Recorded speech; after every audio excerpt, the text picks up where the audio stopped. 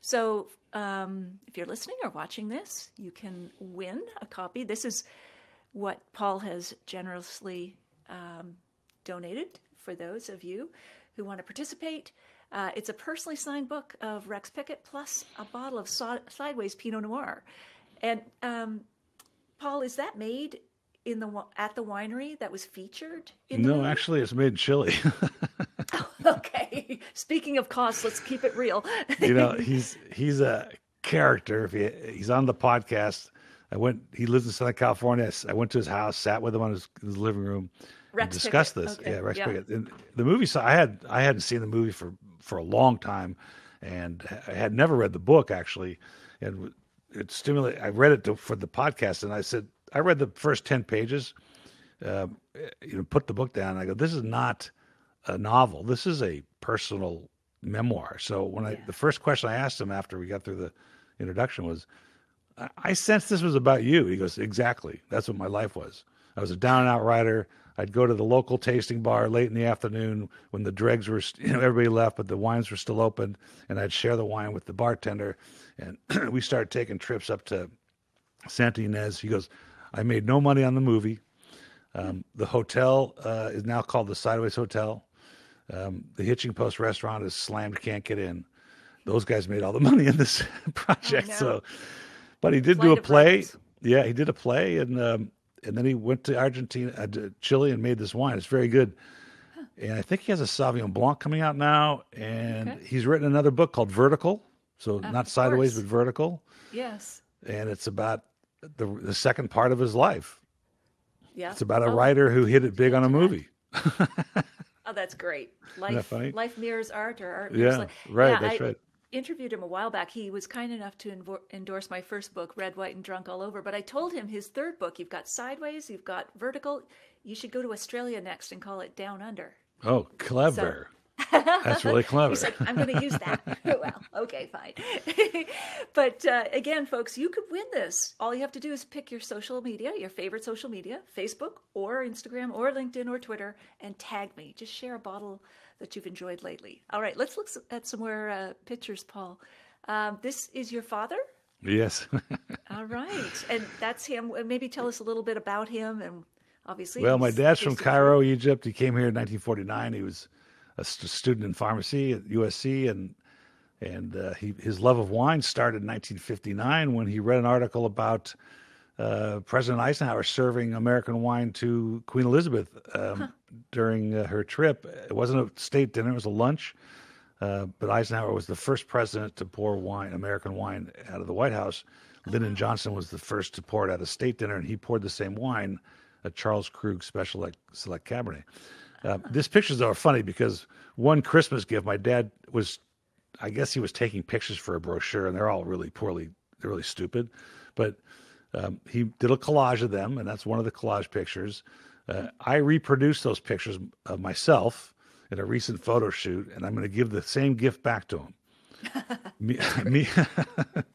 He's 92 now, sharp as ever, still discusses wine with me. We discuss regions of the world. His stories are fascinating, particularly through the Judgment of Paris years and the beginnings of White Zinfandel, things like that. So Judgment of Paris, that's that 1976 blind tasting where California and French go head to head and are judged by French critics blind, right? That's correct. And so how did that impact your father? Well, I'll tell you, we have some pretty bizarre peripheral connections. For one, the winery that won the whites, the Burgundy, that beat the French Chardonnays was Chateau Montelena. Well, Jim Barrett was our neighbor, frequented the store all the time. I surfed with one of the sons. Beau Barrett was in my brother's class in high school. Oh, wow. We weren't closer, but we were definitely associated back then. As well, Patricia Gallagher, the woman that whose idea it was to have a tasting of American wines in Paris, her sister lived in Palos Verdes. Her sister and my dad were very close in the business world of Palos Verdes. I just learned this recently when I was talking to Patricia on the phone. My dad used to travel to Napa all the time. He'd been to Warren Winiarski's winery many times in the early days. Warren Winiarski stayed at my house. I couldn't believe this. I'm talking to my daddy maybe a year ago. Huh. He goes, "Oh yeah, Warren, when he came to L.A. and he had no place to stay, he slept in your brother's room." I'm like, "What are you talking about?" A legend of California winemaking. Yeah. My goodness, you should make a shrine to that bedroom in that. Something, yeah, right. So that's another. That's great. That's another picture from the same. I don't know what you thought he was doing in these pictures. I really don't. Oh, he's tasting through the club. What gave him that idea to send wine through the mail? That was pretty innovative in 1972. You know, it is. Being a retailer most of his career, you know, he just got tired of the hours. That's actually the store we're going to paint behind me here. That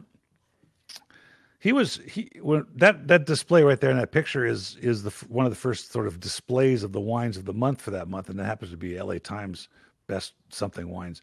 But people left Palos Verdes who had been picking up that monthly selection just walking in the store, and they had left and moved out of town. There were a lot of aerospace engineers and executives that lived in Palos Verdes, and when their jobs moved, they would go, and they just told my dad to start shipping the wines. Now, back then, you know, who cared? You know, the FedEx, UPS, there was no FedEx then. UPS would drive up, you threw the boxes on it, if you wrote that on a piece of paper, didn't matter where it was going, you could throw 200 boxes on and manifest 150, nobody cared. And that's how it started. So when he decided to get out of retail, and he still had this list of customers that were expecting to get wines, he opened a little wine shop, a little wine distribution hub. There was no shop there. And in 1988, he was a little tired. He had been doing it for a few years, and he asked if I was interested in joining him. And I thought, you know, I could check this out. I've been hanging around him all my life anyway. I was stocking the shelves back in the day. So I worked for him for 3 months, and we had a great time. And one day we went to a tasting. It was a Bordeaux tasting, about 25 Bordeaux. We were separated. We were not next to each other. We were in fact in separate rooms. And he told me the scale, 1, 2, 3. So I said, okay. So we got in the car and we compared the 25 wines. We only were different on 2 of the wines. Oh, wow. And he says, I think you're ready to try, you know, to do this. So I'll be telling you my first 2 selections ever were Bella Oaks Heights Cellars Cabernet and Dick Sanford's Pinot Noir. So I mean, pretty riskless, pretty low risk. But excellent wines. Low risk decisions to make, but at least I made them, you know. Absolutely. The picture of you, I can see you're having fun here. Where is this? Yeah, so this is a stage shot in our warehouse here. We have a 12,000 square foot warehouse here in Monrovia. Wow. That's actually the overstock rack where the wines, if there's less than a case, are put on the shelf for sale. We do have a store here. We have a tasting room as well. It hasn't been open for months, but so we had a little fun. We had some fun pictures that day. Yeah, I don't know if this is another one of them. That's another Great. one. Buried really in Christmas time. Okay. Christmas these gifts. cases, what's in those? So we have a tube. That's that's our logo. Okay. And it's what it is actually is it's a woodcut from the 15th century. It's a German woodcut, and it was a set of panels from the picking of the grapes to the tasting of the wine, and that's the tasting of the wine. So we adopted that as our logo. Oh, that's great. I found the book the other day, actually. Oh yeah, the book. Oh, the book where we found that original drawing. I think it's here. I'm not sure. That's you tasting, but let me just jump there's ahead. A reproduction picture. And that's we'll come. Yeah, back to it's in that pack of books. It's in that stack of books there somewhere. Is it this one? Yeah, that's it. Okay. Oh, we sent you that picture. That's great. So that's one of the 3 panels from a 15th century German woodcut. Oh, how lovely. And my jacket, of course. And your jacket. Is this your special tasting jacket? my wife, every time we go shopping and I grab one of these bizarre jackets, she shakes her head at me. It's great. Looks like you should be have a cigar as well or something. Yeah, right. So let me just go back here. What are you reading? Wines of the Rhone Province. Oh, that's Parker. Yeah. Yeah. What do you think of Parker and his influence and scores, and what's your take on all that? Well, he was the original, humble score. What do you want to say? Score giver? Is that a real word? Yeah. Sure. He did it without advertising. He did it for the love of the grape. I think it was 70 something he started. And so I've always respected his scores.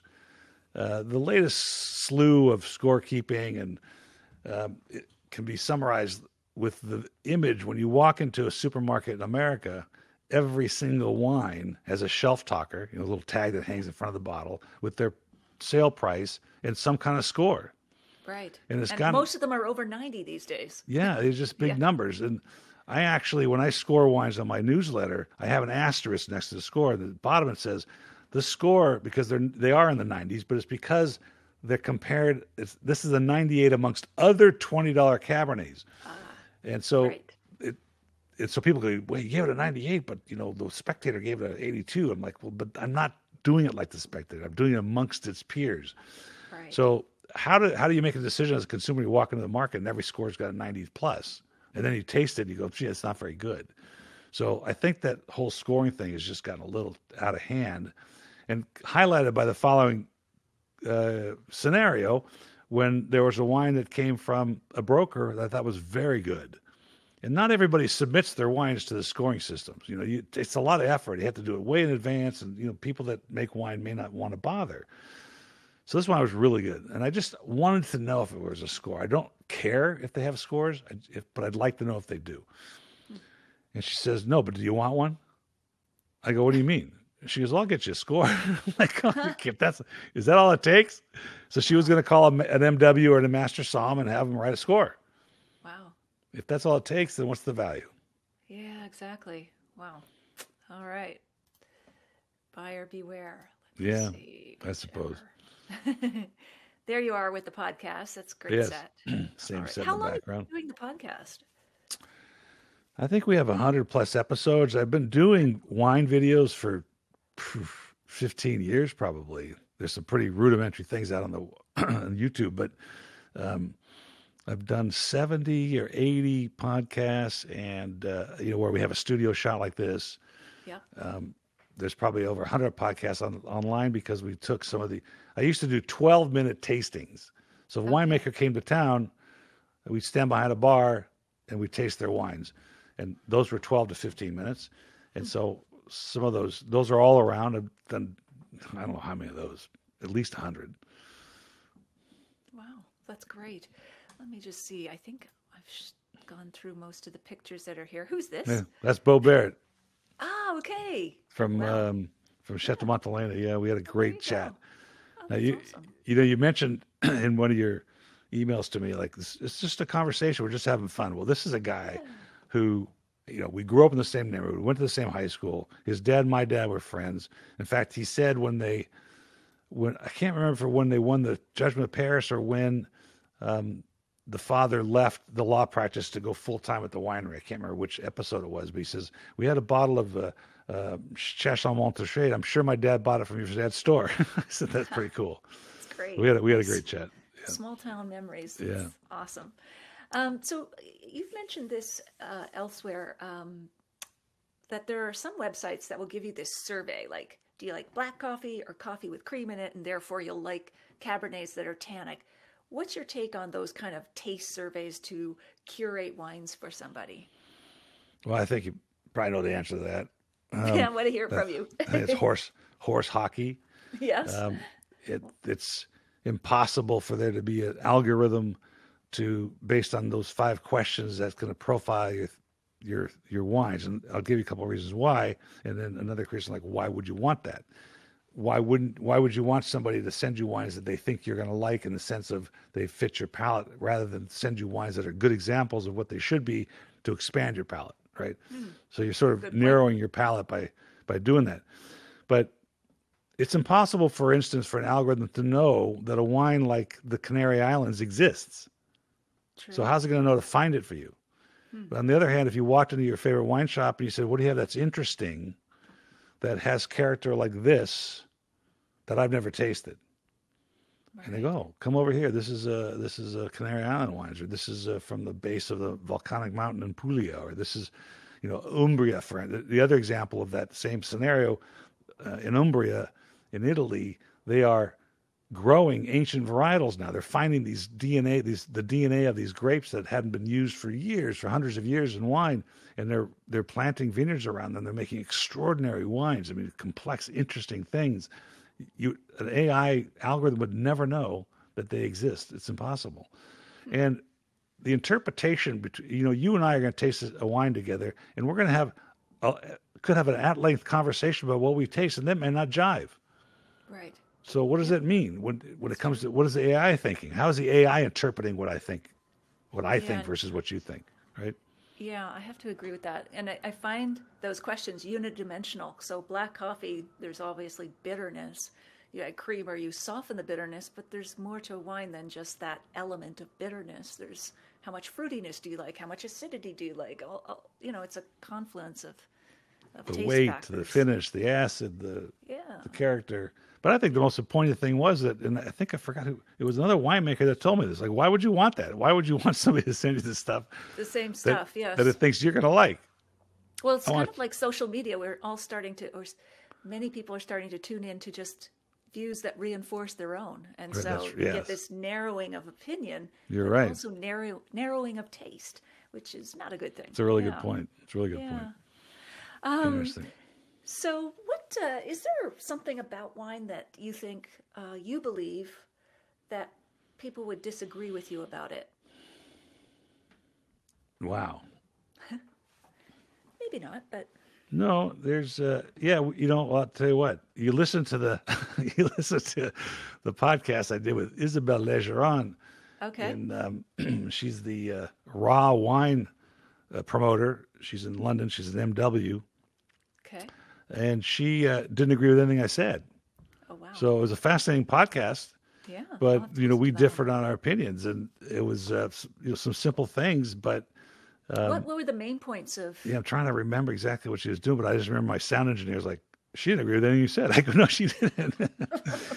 The raw movement is really about the most basic of winemaking, like just absolutely nothing. No intervention. It's even more or less interventionist than natural wines, isn't it? Yes. Yeah. If natural wine exists. And right. The reason, to avoid your question, so the reason I met her was the author of The Hotel at Place Vendôme, which is about the liberation of Paris through the eyes of the Ritz Hotel and the occupation of Paris. Is that Tilar Mazio? Yeah. So she's was a raw winemaker until COVID hit, and to the extent where she doesn't disgorge her sparkling wine. So when you buy her sparkling wine, you get all this yeast crap floating in it. And I never had a chance to taste it, but I was fascinated by the idea. And that's how I got a hold of Isabelle Legeron, because it was her group. And Tilar is a BC winemaker, right? Yeah, she was she's on Vancouver Island. I'll have to see if I can get some of those wines. Yeah. Anyway. Well, she had 300 cases left over. Oh, wow. Because they closed the doors. Oh, that's too bad. You mean they've shut down permanently? Mm-hmm. Oh, dear. Oh, yeah, COVID. Sorry to hear that. Yeah.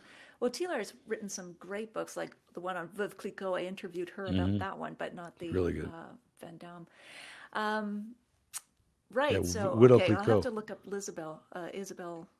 The one. Yeah, wonderful. Yeah. Bright MW. Bright. Okay. Yeah. Sounds interesting. Yeah. Is there a wine that you consider a guilty pleasure? Yeah. My fascination now is to dissect Burgundy. Okay. And they're expensive. Yes. And so it's an expensive hobby.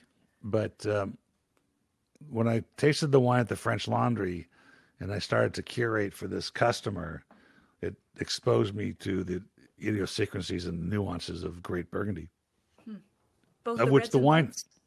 Mostly reds. The Pinots. Though I've had some amazing Chablis Grand Crus, they're really fabulous. Right. But there's something ethereal about the monks in Burgundy, and I've always asked the question: how do these guys figure out, with no technology, that the 2 hectares across the street from these other 2 hectares are completely different places for what they grow, and the value of those wines? There's something that I've asked this question 1,000 times and no one knows the answer, because there is no answer. But what is it about the grape, amongst other agricultural products, that's so ethereal, that takes you home, that takes you to the ground? Yes. You don't feel that way with pineapples or apricots or wheat, but you do with wine. Yeah. And there was a young lady in Armenia, her name was Julia de Guila. She said, what other product can you put in your suitcase, travel halfway around the world, put it on the table and say, this is who we are? That would be so expressive of where it's from. Correct? I don't know. It can't be a widget, right? It can't be a carrot. It's true. But it's wine. And it's the only product that we put on a dinner party table that's still in its original packaging. We're not keeping the stickers on the apples. That's right. But that's a good point. It was. I thought it was expressive of the land and the culture and everything else.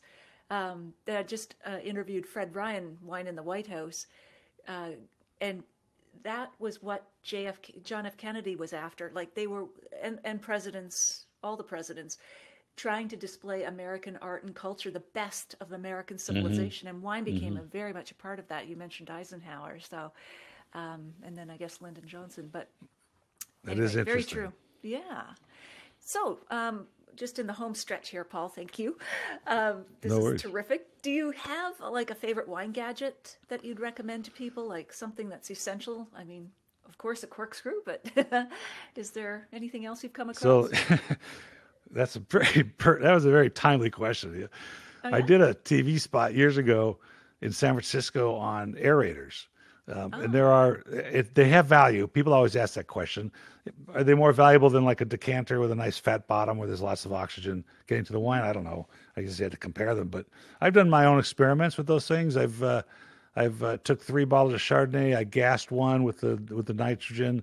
I just vacuum pumped one, and one I did nothing to. And one I did both to it. I filled it with gas. Then I vacuumed it. That actually did the best. But last night when I couldn't sleep, like normal, I actually ordered like 2 a.m. I ordered this thing that showed up on my search called Repour, and it's a cork that you put in the bottle of open wine, and it draws the oxygen out like a filter, and it says that it lasts 2 to 3 weeks. Now you've seen this Coravan that distributors are using all the time. It has its weaknesses. Goes through the cork. Yeah. Yes. What are the weaknesses of the Coravan?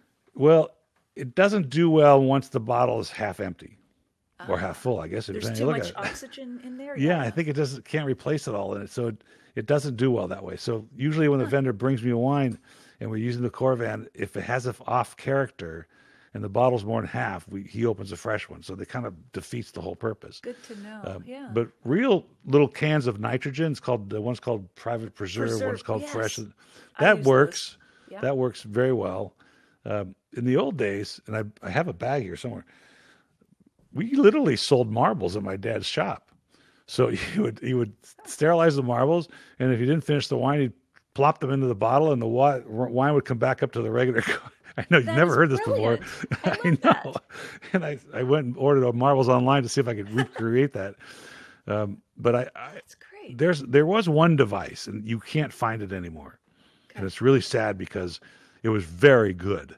It was called the Wine Wizard, and the problem with it was packaging. It was like a blister pack on a liquor store wall, and what it was, 2 imposing magnets, and anything that had oak aging in it, it would change. It would smooth out. It worked with cheapest bourbon you could find. It would work with any oak aged wine. Put it on the top, pour through it. It was phenomenal. The poor thing just suffered from bad packaging and bad marketing, and it died a slow death. I still have 2 or 3 in my house, and I still use them because they really does soften some edgy wines. Maybe you can find it on eBay or something. Maybe the Wine Wizard, the Bev Wizard. But I think people should decant. I think they should use some kind of aerating pourer. It will change things and advance them a little bit if they're a little young and a little rough. Yeah, I always compare it to like decanting doesn't replace cellaring. Decanting is kind of like heating something up in the microwave. It helps get to where the wine should be quicker, right. But there's nothing that replaces slow cooking or whatever. No. The cellar. You're right. But going back to that thing you said, the cork. Repour. Yes. Yeah, repour. How does that work? You just put like you've opened the bottle, you've got half left. You put this cork in the top, and it's sucking out the air. Yeah, and that's what it says, and it's good for. So here I am, 2 a.m, lying in bed on my phone. My wife's there trying to order a sample pack so I can test this thing. It sounded interesting. you see gadgets all the time. There was one just before this from Australia. I mean, this was the dumbest thing I'd ever seen. And what it was a plastic disc, not unlike this one, except that was clear. So this, and you had this, and you could stick a prong, and it would go into the bottle, and it would float on top of the wine.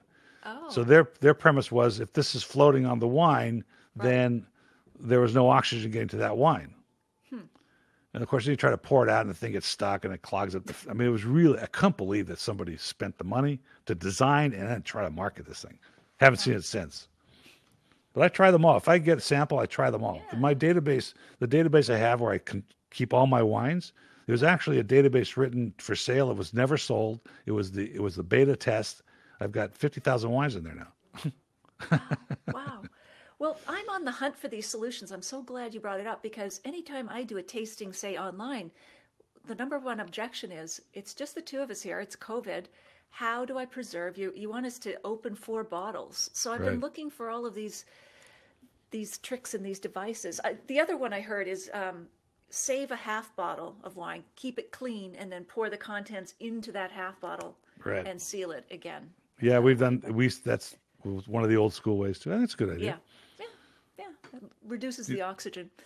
Or buy a Cruvenet, those fancy Cruvenets. Cruvenet, what's that? That's the device that restaurants have where the wine is still chilled and you just got a spigot. Right. Okay. So, and there's Enomatic too, something like that. Yeah. Yeah, that's backfilling with argon.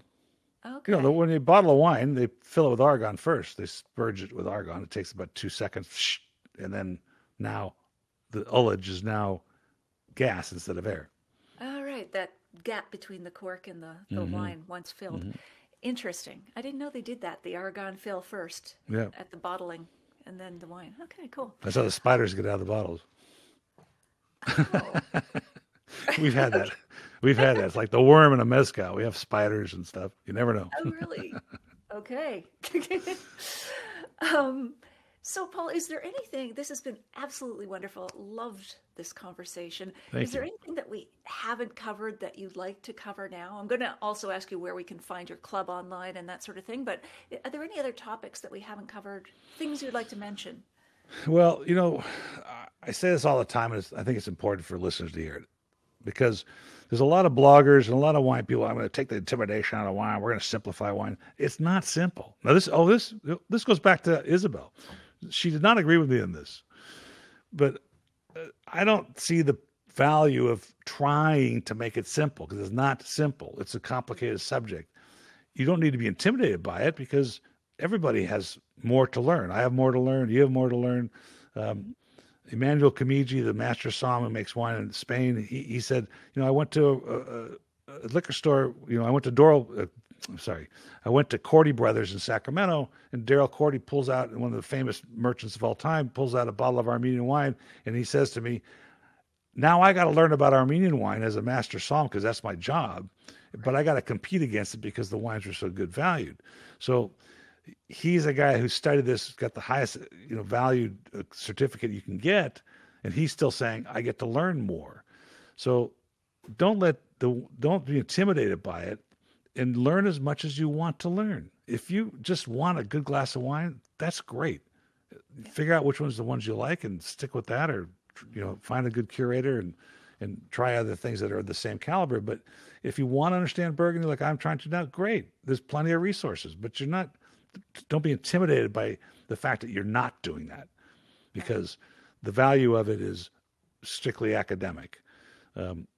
The experience of a glass of wine is the experience of a glass of wine. It should make you feel something. It should root you somewhere. It should not be a buzz. It is a buzz a little bit, I guess, but it's not why you should be doing it. It's to shut down at the end of the day. It's to experience some conversation with some friends. It's to have a whole new, like you say, like my customers text me from Italy when they're in front of the Parthenon. They go, "Can you get me this wine?" I'm like, "Yeah," but it's not going to taste the same, right? Right. That's true. Wine is an experience. It is indeed. And talking about it has been a great experience with you, Paul. Thank you. Likewise. Absolutely. This has been great. So you said, keep learning about wine. Of course, one of the ways to do that is to listen to your podcast, Wine Talks with Paul K. I assume you're on all of the places where you can get podcasts like Apple and Spotify and all the rest. Okay. Pandora, iHeartRadio, Stitcher. All of those places, great. And then your wine club, remind us again the name of it and the URL where we can find it. The URL is wineofthemonthclub.com. Okay. The original. When you land there, you'll see my picture. I hope that looks good to everybody. And it's there's the way we've been running the show lately, because we're learning that the customers want to be granular in their approach. They want to see things that are particularly maybe regionally specific or varietally specific of certain grape. So I have 3 price-sensitive clubs where you get 2 bottles for so much money. And then I have a whole bunch of special clubs like Napa, Bordeaux, Pinot, Sweet, Rosé, which is a hot product, hot commodity right now. Right. And every one of those goes through the same process and has the same guarantee, which is you never pay for a wine you don't like. If I fail to meet your expectations, we're going to fix it. Sounds like a good guarantee to me. Yeah. Now you just have to branch into Canada. Yeah, well, we tried. We really tried. I know. We're tough. We're tough. You'd think there was a wall here or something, but right. There's not. But we have lots of U.S. folks who listen to the podcast and who join us every Wednesday to watch the video. So they'll all be able to take advantage of what you offer. Paul, thank you so much. I appreciate this, and I wish you all the best. And I'm looking forward to kind of turning the tables and chatting with you on your podcast. Likewise, look forward to it. Thank you for the time. I guess this morning here, late morning for you, but we'll see you soon. Absolutely. Thanks so much, Paul. Cheers. Cheers.